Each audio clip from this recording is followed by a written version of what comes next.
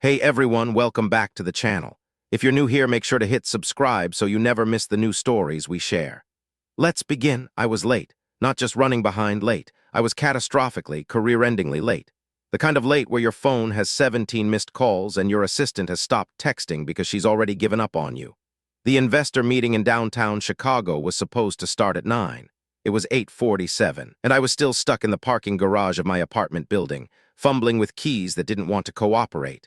My name is Marcus Sullivan. I'm 43 years old, and I built a pharmaceutical distribution company from nothing. From a cramped office in Gary, Indiana, with one employee and a dream that felt too big for my hands. That morning, November 14th, I remember thinking how the cold bit through my coat, how my breath came out in clouds, how everything felt sharp and urgent and completely centered on me. I didn't know yet that in less than 10 minutes a child would grab my sleeve and unravel everything I thought I knew about my own life. I made it to Michigan Avenue by 8:51. The parking situation was impossible, so I pulled into a loading zone near Millennium Park. I'd deal with the ticket later. Money fixes those things when you have enough of it. That's what I told myself back then. Money fixes things. I was walking fast, practically running, when I felt something tug at my coat. Mister, please. I tried to shake it off, probably someone asking for change. I didn't have time for this, but the voice came again, higher this time, desperate. Please, my mom isn't waking up. I stopped. The boy couldn't have been older than 7. His jacket was too thin for the weather, a faded blue thing with a broken zipper. His sneakers had holes near the toes, but it was his eyes that got me. Brown and enormous, and filled with a terror no child should ever have to carry. What did you say? My mom. He pointed toward a bench near the bean, that famous silver sculpture that tourists love. She won't wake up. I tried shaking her, but she's cold and I don't know what to do and nobody will help me. His voice cracked on that last word, help. Something in my chest shifted. I glanced at my watch. 8:53, the meeting, the investors, the deal that would secure everything I'd worked for over the past 2 decades. But this kid was shaking. Not from the cold, from fear. Show me, I said. He grabbed my hand without hesitation. His fingers were ice cold, and he pulled me toward the bench with a strength that surprised me. The woman was slumped against the armrest, her head tilted at an awkward angle. She wore a gray sweater that had seen better days and jeans that were torn at the knees. Her hair was dark, tangled, and it fell across her face like a curtain. Ma'am. I knelt down, reaching for her shoulder. Ma'am. Can you hear me? Nothing. I brushed the hair from her face, ready to check her breathing, and then I saw her. My heart stopped. I knew this woman. Her name was Alina Vasquez. I hadn't seen her in 12 years. 12 years since she'd stood in my office in Gary, holding a folder full of research and hope, asking me for a chance. 12 years since I'd made her a promise that I never kept. She looked different now, thinner, harder. The lines around her eyes told stories of sleepless nights and impossible choices. But it was her, I was certain. Is she okay? The boy tugged at my sleeve again. Mister, is my mom okay? I pressed my fingers to her neck, a pulse, weak but there. She's alive, I said, pulling out my phone. I'm calling for help right now. The 911 operator answered on the second ring. I gave them our location, described the situation. The boy stayed pressed against my side, watching his mother's face like he was afraid she might disappear if he looked away. What's your name? I asked him while we waited. Diego. Diego, I'm Marcus. The ambulance is coming. They're going to help your mom. He nodded, but his eyes never left Alina. I found myself staring at her too, remembering she'd come to me in the summer of 2011, a brilliant biochemist from Purdue University with a research proposal that could have changed everything. A new method for delivering insulin to diabetic patients. Cheaper, more effective, revolutionary. I'd been impressed, more than impressed. I'd been genuinely excited. Give me 6 months, I'd told her. Let me secure the funding, we'll make this happen together.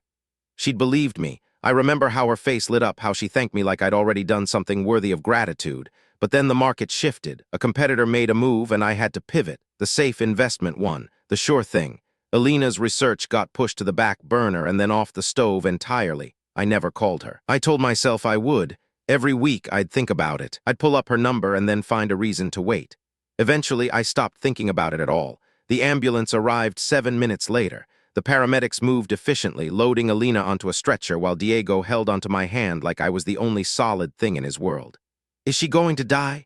His voice was barely a whisper. No, I said, though I didn't know if that was true. She's going to be okay. One of the paramedics approached us, a woman with kind eyes and a name tag that read Patterson. Are you family? I opened my mouth to say no, to explain that I was just a stranger who happened to stop, but Diego's grip tightened and I heard myself say something different. I'm a friend. I'll follow you to the hospital. Patterson nodded. We're taking her to Northwestern Memorial. She's severely dehydrated and her blood sugar is dangerously low. Does she have diabetes? I looked at Diego. He looked at me with confusion. I don't know, I admitted, but I'll find out. My phone buzzed. My assistant, Rebecca, the meeting, the investors. I silenced it. The waiting room at Northwestern Memorial smelled like antiseptic and anxiety. Diego sat beside me on one of those hard plastic chairs, his legs dangling above the floor. He hadn't spoken in 20 minutes.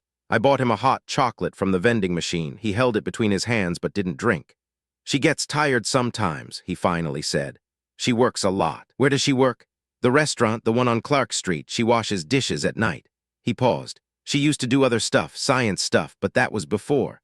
Before, I knew what before meant, before I broke my promise, before her funding fell through, before her career collapsed because one person with power decided she wasn't worth the risk. I'd done that. I'd made that choice while sitting in a leather chair in an office I thought I'd earned. I decided that Elena Vasquez and her revolutionary research were expendable. And now she was in a hospital bed, her body failing because she'd worked herself to exhaustion trying to survive. Diego, where's your dad? He shrugged, a small, tired movement. Gone, he left when I was a baby. Mom says he had problems. Do you have other family, grandparents? Grandma lives in Mexico. We can't afford to go there. The weight of those words settled into my chest like stones. A doctor appeared through the double doors. Dr. Chen. According to her badge, she looked at Diego, then at me. Are you the family? I'm a friend, I said again. The lie was becoming easier. How is she? She's stable now, severely dehydrated, hypoglycemic, and showing signs of exhaustion that suggest she hasn't been sleeping properly for weeks. We're running additional tests, but my initial assessment is that she's been neglecting her own health significantly. Dr. Chen's expression softened when she looked at Diego. She kept asking about her son. Can we see her? Diego was already standing. In a few minutes, she needs to rest. Dr. Chen turned to me. Can I speak with you privately? I nodded, telling Diego I'd be right back. He sat down reluctantly, clutching his untouched hot chocolate. In the hallway, Dr. Chen's professional demeanor shifted to something more serious. I have to be frank with you. This woman is on the edge of complete physical collapse. Her body has been running on empty for months, possibly years. Without significant changes to her circumstances, she'll be back here within weeks, and next time might be worse. What kind of changes? Rest, proper nutrition, reduced stress, medical supervision. She paused. Does she have insurance? I didn't know the answer, but I could guess. I'll take care of it, I said. Dr. Chen studied my face. Are you really just a friend?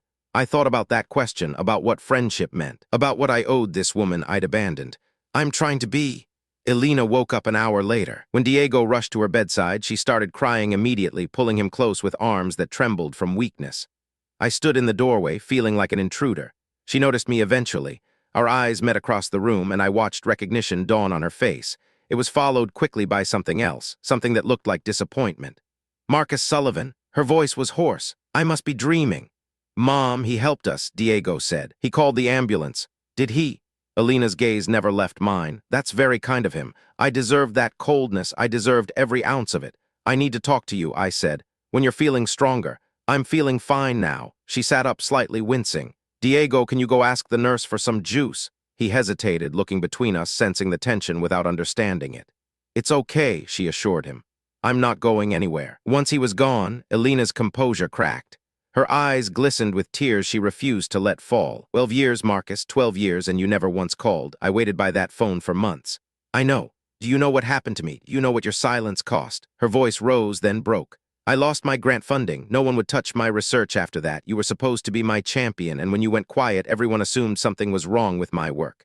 Elena, I'm sorry. Sorry. She laughed bitterly. Sorry doesn't give me back my career. Sorry doesn't explain why I'm washing dishes at 41 years old with a PhD in biochemistry.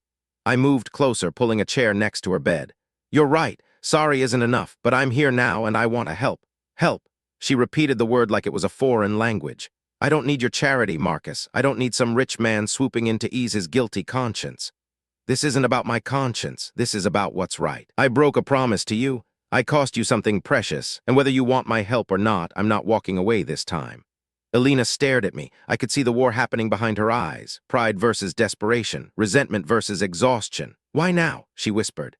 Why did you stop today of all days? Because your son grabbed my sleeve and told me his mother wasn't waking up. I swallowed hard. And when I saw your face, I realized I've been running from this moment for 12 years. Diego returned with a small bottle of apple juice. He climbed onto the bed beside Alina, pressing against her side. "Is everything okay?" he asked. Alina looked at me. Something shifted in her expression. Not forgiveness, not yet, but maybe the beginning of something. "I don't know," she said honestly, "but maybe it will be." 2 weeks later, Alina and Diego moved into a furnished apartment in Evanston. I covered the rent. I covered the medical bills. I covered everything, not because I wanted gratitude, but because I needed to start making things right. But money was the easy part. The hard part was sitting across from Alina in a coffee shop on a Saturday morning, watching her review the business proposal I'd put together. "This is insane," she said. "It's overdue." The proposal was simple. I would fund the complete development of her insulin delivery system. She would retain majority ownership. I would use my connections to bring it to market. "I'm not the scientist I was 12 years ago, Marcus. I've been out of the field too long." "Then we'll hire people to work alongside you. We'll get you back up to speed. The research is still valid. I had my team check." She shook her head, but I could see hope flickering in her eyes, the same hope I'd seen in my office all those years ago before I extinguished it. "Why are you doing this?" I thought about that question. I thought about the moment Diego grabbed my sleeve, the way his small, cold fingers felt wrapped around mine, the terror in his voice when he said his mother wasn't waking up. Because I spent 20 years building something I thought mattered: money, power, influence. I paused, but none of it meant anything until a 7-year-old reminded me what actually matters. Alina was quiet for a long moment, then she reached across the table and took my hand. "I'm not going to forgive you overnight," she said. "What you did hurt me in ways I'm still discovering. I know, but I'm willing to try, for Diego, for myself." She squeezed my hand. "And maybe for you too." 3 months later, we received our first round of external funding. 18 months after that, we completed clinical trials. The insulin delivery system Alina had designed in her cramped Purdue lab was finally going to help millions of people. I was at the product launch when Diego found me near the refreshments table. He was taller now, almost 9, with his mother's eyes and his own quiet strength. "Mom says you're the reason this is happening," he said. I knelt down to his level. "No, your mom is the reason. I just finally learned how to keep a promise." He smiled, that same smile that had broken through my selfishness on a cold November morning. "Thanks for stopping," he said. I pulled him into a hug. "Thanks for grabbing my sleeve." Some people believe in coincidence, that the universe is random and chaotic and indifferent to human suffering. But I don't, not anymore. I believe that Diego was meant to find me that morning. I believe that second chances aren't accidents. And I believe that sometimes, when you think you're running late for the most important meeting of your life, you're actually right on time for something far more important. Thanks for watching. Subscribe and visit the channel for more real-life stories.